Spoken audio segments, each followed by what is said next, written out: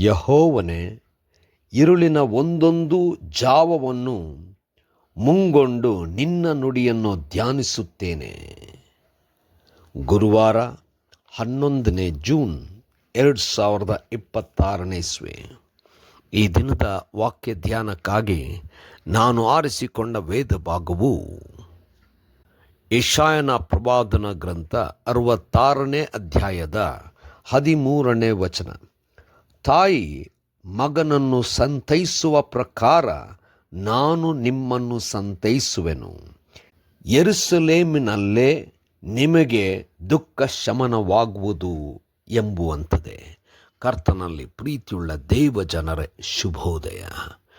ದೇವರು ದುಃಖ ನೋವಲ್ಲಿ ತುಂಬಿದಂಥ ತನ್ನ ಜನರನ್ನು ತಾಯಿಯ ಹಾಗೆ ಸಂತೈಸುವಂಥವನಾಗಿದ್ದಾನೆ.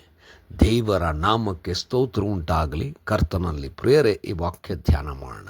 ಈ ದಿನದ ವಾಕ್ಯ ಧ್ಯಾನದ ಶೀರ್ಷಿಕೆ ತಾಯಿಯಂತೆ ಸಂತೈಸುವುದು.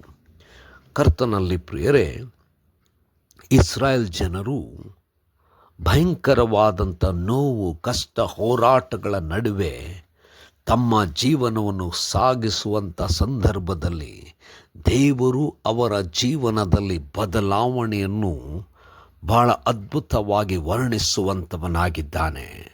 ಮೊದಲು ದೇವರು ಹೇಳುವಂಥದ್ದೇನೆಂದರೆ, ನಾನು ತಾಯಿಯಂತೆ ನಿಮ್ಮನ್ನು ಸಂತೈಸುತ್ತೇನೆ ಎಂಬುದಾಗಿ. ಕರ್ತನಲ್ಲಿ ಪ್ರಿಯರೇ, ಈ ಹೊತ್ತು ನನ್ನ ತಾಯಿಯ ಜನ್ಮ ವಾರ್ಷಿಕೋತ್ಸವ. ತಾಯಿಯ ಸಂತೈಸುವಿಕೆ ಏನೆಂದು ನಮ್ಮಲ್ಲಿ ಪ್ರತಿಯೊಬ್ಬರಿಗೂ ಖಂಡಿತವಾಗಿಯೂ ಅರ್ಥವಾಗುತ್ತದೆ.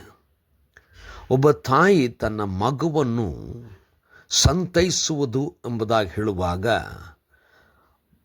ತನ್ನ ಮಕ್ಕಳು ಯಾವ ತಪ್ಪು ಮಾಡಿದ್ದಾರೆ, ಅವರ ಮೇಲೆ ಯಾವ ದೋಷ ಅಪರಾಧ ಇದೆ ಎಂಬಂಥದ್ದನ್ನು ನೋಡದೆ, ಅವರು ನೊಂದು ಅವರು ಬಹಳ ಕಷ್ಟಕರವಾದಂಥ ಸನ್ನಿವೇಶದಲ್ಲಿರುವಾಗ ಅವರನ್ನು ಅಪ್ಪಿಕೊಂಡು ಅವರಿಗೆ ಬಲವನ್ನು ತುಂಬಿಸುತ್ತಾ ತನ್ನ ಎದೆಗೊತ್ತುಕೊಂಡು ತನ್ನ ಮಕ್ಕಳನ್ನು ಅಪ್ಪಿಕೊಂಡು ತನ್ನ ಪ್ರೀತಿಯಿಂದ ಸಂತೈಸುವಿಕೆಯನ್ನು ನೀಡುವಂಥವಳಾಗಿದ್ದಾಳೆ.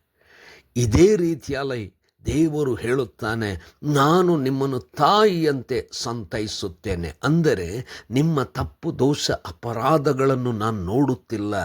ನೀವು ಇರುವಂಥ ದುಃಖಕರವಾದಂಥ ಸ್ಥಿತಿಯಲ್ಲಿ ನಾನು ನಿಮ್ಮನ್ನು ಅಪ್ಪಿಕೊಂಡು ನಿಮ್ಮನ್ನು ಸಂತೈಸುತ್ತೇನೆ ಎಂಬುದಾಗಿ. ಕರ್ತನಲ್ಲಿ ಪ್ರಿಯರೇ, ನಮ್ಮೆಲ್ಲರ ಜೀವನದಲ್ಲಿ ಈ ಸಂತೈಸುವಿಕೆ ಅತಿ ಅಗತ್ಯವಾದದ್ದು. ಹೋರಾಟಗಳು, ತೊಂದರೆಗಳು, ಸಮಸ್ಯೆಗಳಲ್ಲಿ ಸಿಲುಕಿಕೊಂಡಂಥ ನಾವುಗಳು ಈ ಸಾಂತ್ವನವನ್ನು ಎದುರು ನೋಡುತ್ತೇವೆ. ಇಸ್ರಾಯೇಲ್ ಜನಾಂಗದವರು ಕಷ್ಟಕ್ಕೆ ಒಳಗಾದಾಗ ದೇವರು ಅವನು ತಾಯಿಯಂತೆ ಸಂತೈಸಿದ್ದಾನೆ. ಈಗಲೂ ಕೂಡ ನಾವೆಲ್ಲರೂ ಅನೇಕ ಪರಿಸ್ಥಿತಿಯಲ್ಲಿರುವಾಗ ದೇವರು ಸಂತೈಸುತ್ತಾನೆ.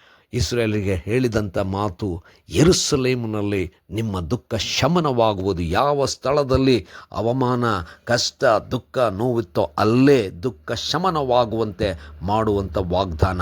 ನಮಗೂ ಕೂಡ ಸಾಂತ್ವನ, ಸಂತೈಸೋಕೆ, ದುಃಖದ ಶಮನ ದೇವರು ತಾಯಿಯಂತೆ ಸಂತೈಸ್ತಾನೆ.